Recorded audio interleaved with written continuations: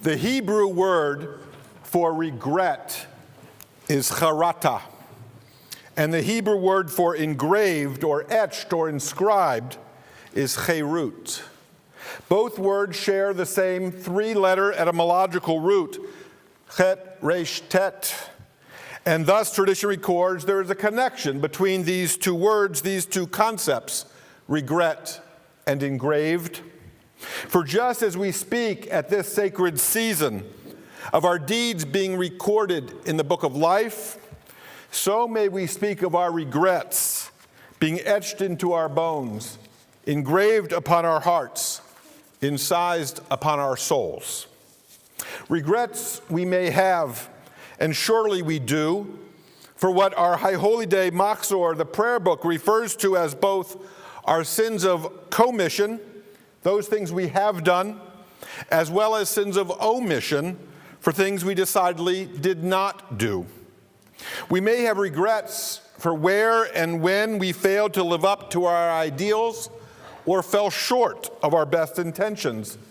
And these gaps between what we did or did not do and what we know we are capable of doing, these can be among the most deeply engraved of regrets we carry with us. It is in these gaps, engraved between who we have been or maybe we are today and who we know we are capable of being, addressing these gaps and resolving to right our regrets is the sine qua non or essential element of this holy season, and in particular this most sacred of nights. Allow me to share with you a story. There was a rabbi renowned for his wisdom and sensitivity. He was beloved, and wherever he went, crowds thronged to be in his presence. Many traveled great distances to have only the briefest of audiences with the rabbi. And then they would receive from him, perchance, a bit of advice or a blessing. One day, a weary traveler, an artist, as it happened, approached the rabbi, traveled long to be there, and stood in line waiting his turn. And when it was approaching the moment he would meet with the rabbi with a combination of pride and nervousness, he stood silently, a canvas rolled beneath his arm, and then without a word presented it to the rabbi in front of him. The rabbi unrolled the gift and saw that it was a portrait of the rabbi himself. That was clear. Yet while the rabbi recognized the attempt the artist had made to capture his essence, it was also immediately clear that the artist, though sincere, lacked skill, and his rendering of the rabbi was crude and unflattering. The rabbi, however, did not miss a beat. Said he, "Why, thank you. To my eyes, your work is quite an improvement on the original." Now, this story has always resonated with me, not just for the rabbi's quick wit, but for the way the tale reveals the gap between how we may be perceived by others, whether flatteringly or otherwise, and how we understand and see ourselves. It is all too easy, after all, for others to look upon us and to determine what they believe to be true about us, or for us to do the same with regard to others. And yet, invariably, one's surmise is flawed and inaccurate, misinformed. For opinion invariably relies upon incomplete or erroneous information, and therefore an assumption about an individual is all but necessarily wrong. And certainly the actual truth of an individual is far different from the opinions of the one who stands in judgment of another. This idea is perhaps best summed up in the words of poet Henry Wadsworth Longfellow, who wrote, "Others judge us by what we have already done, or what they believe we have done, or what we have not done, while we judge ourselves by what we feel ourselves capable of doing." There is a rabbinic teaching that says each of us carry with us three names. We have three names. The first is given to us by our parents. The second name is that which people call us based on our relationships and amounts to our reputation. Insofar as this second name is based upon people's perceptions, this second name may be familiar, but such a name is necessarily incomplete at best and inaccurate at worst. And so this second name should be taken with a rather large grain of salt, I suggest, as is true of all opinions based on partial truths. But our third name, Jewish tradition teaches our third name is that which we acquire for ourselves. That is to say, this third name comes to us in response to our own experiences, that which we regret and that which we react to, our setbacks as well as our successes, our travails and our triumphs. Our third name is the one we aspire to see inscribed and sealed, the one we hope to have engraved for blessing in the book of life. And this is the name by which we are known, kivyachol. That's a rabbinic term, kivyachol, as if we could say, this third name is the name by which we are known, our regrets and our efforts to right them. This third name is known only to ourselves and to God. I titled this sermon some weeks ago, A Confession, what I wish I had said. Because on Kol Nidre, it is appropriate for us to confront ourselves, not publicly per se, as I do now, but privately and personally, and to be fearless in our self-examination and supremely focused in our efforts to be constantly on the path of improving ourselves. And so I tell you tonight, without shame, that I have regrets. I regret the gap, plural, the gaps, between who I am as a father, as a son, as a brother, as a partner, as a friend, indeed, as a rabbi. And the version of myself who I know I am capable of being, there's a gap between who I am and who I wish to be. This gap in and of itself is nothing for me or any of us to be embarrassed about per se. After all, who among us couldn't be a better version of him or herself with just a little bit more effort?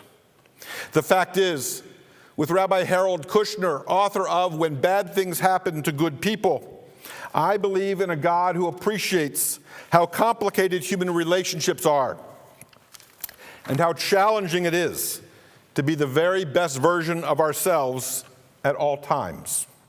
And so it is that our High Holy Day liturgy enjoins us not to live a perfect life, but rather that we make an honest and sincere attempt and effort at living a good life, a life defined by our always striving to be a better version of ourselves, such that we live free of illusions and with only limited regrets. Our High Holy Day liturgy reminds us, B'Rosh Hashanah yikatevun, Uvayom Som Kippur yichatemun. On Rosh Hashanah it is written, and on Yom Kippur it is sealed. On Rosh Hashanah we confront, and on Yom Kippur we confess. And so it is that I stand before you to make my vidui, my confession, if but partial. And though it has been difficult coming to this moment, hineni, I am ready.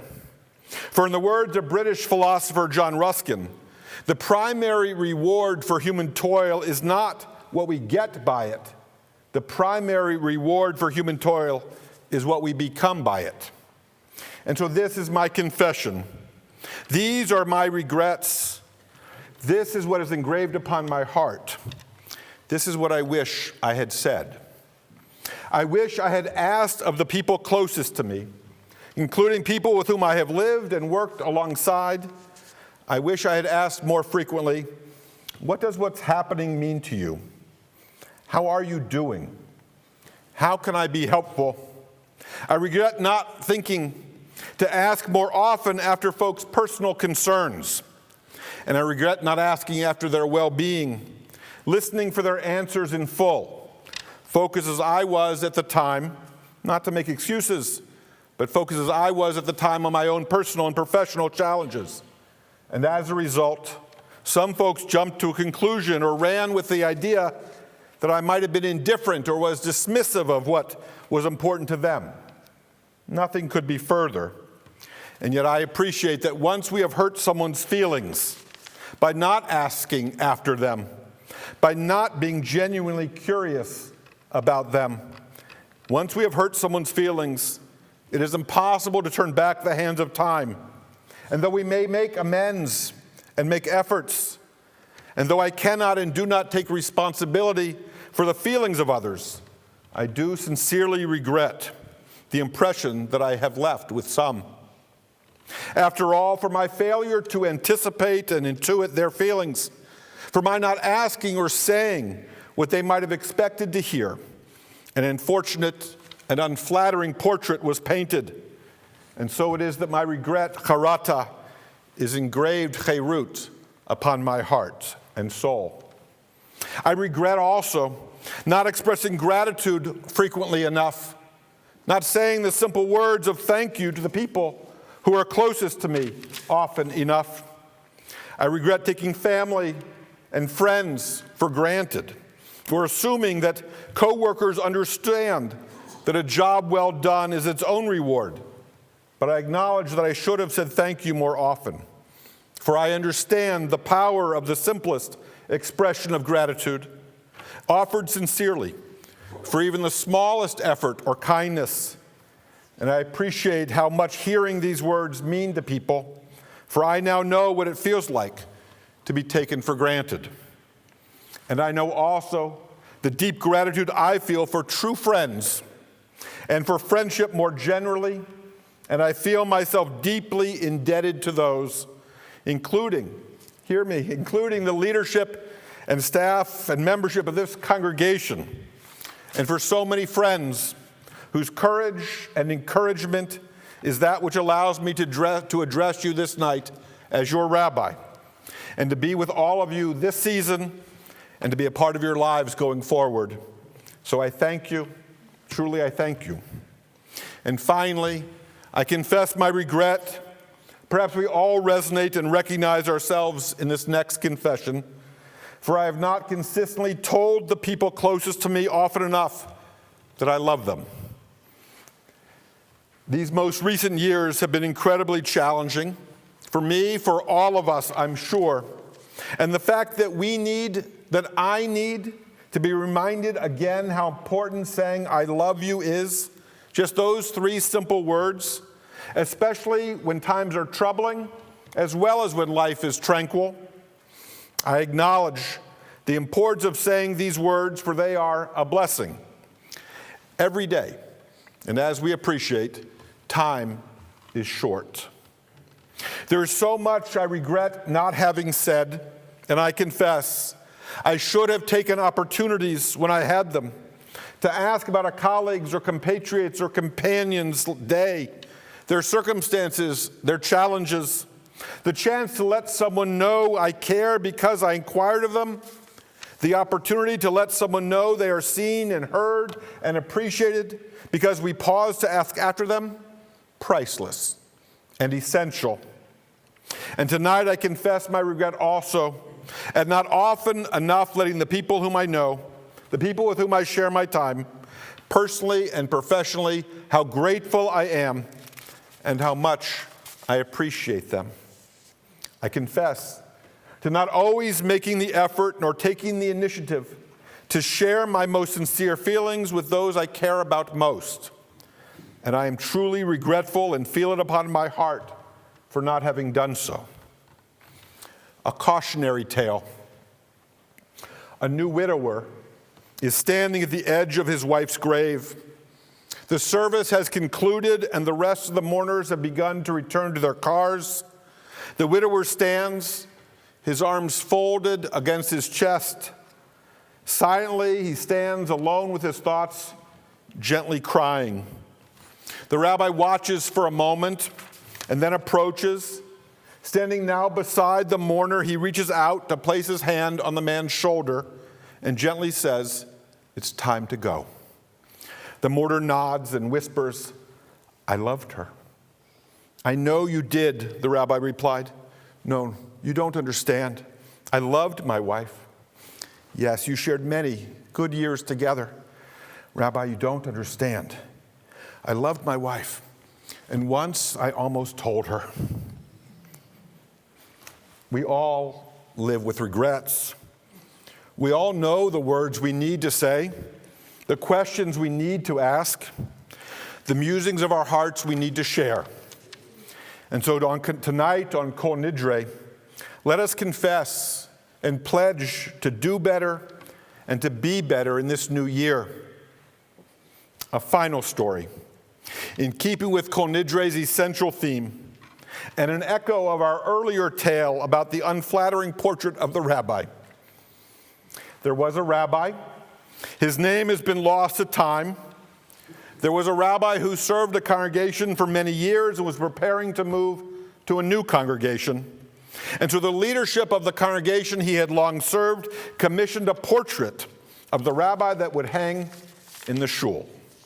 However, when the portrait was only half finished, it was discovered that it was too large for the spot they had reserved for it, and therefore it was decided the artist would need to start again, this time creating a somewhat smaller rendering of the rabbi. But what now to do with the oversized, only half-finished piece?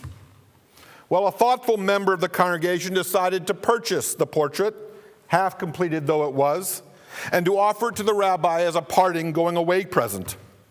The artist refused. The member insisted. "But ma'am," the artist replied, "the painting is not finished." "That's okay," came the reply. "The rabbi is not finished either."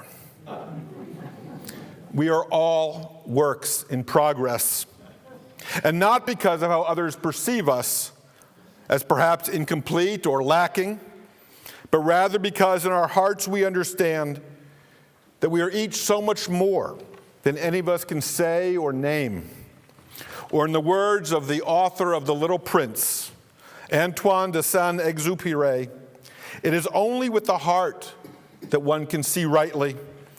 After all, what is invisible, what is essential, is invisible to the eye. And so, my friends, with our regret, charata, engraved cherut upon our hearts, we go into a new year. May these regrets, the engravings incised upon our souls, may they serve us as both a goad as well as a guide, as we strive in this new year to be completed self-portraits of ourselves, images of the person we wish and know we may become. Gemar Chatima Tova. May each and every one of us be sealed for a year of blessing and renewal. Amen.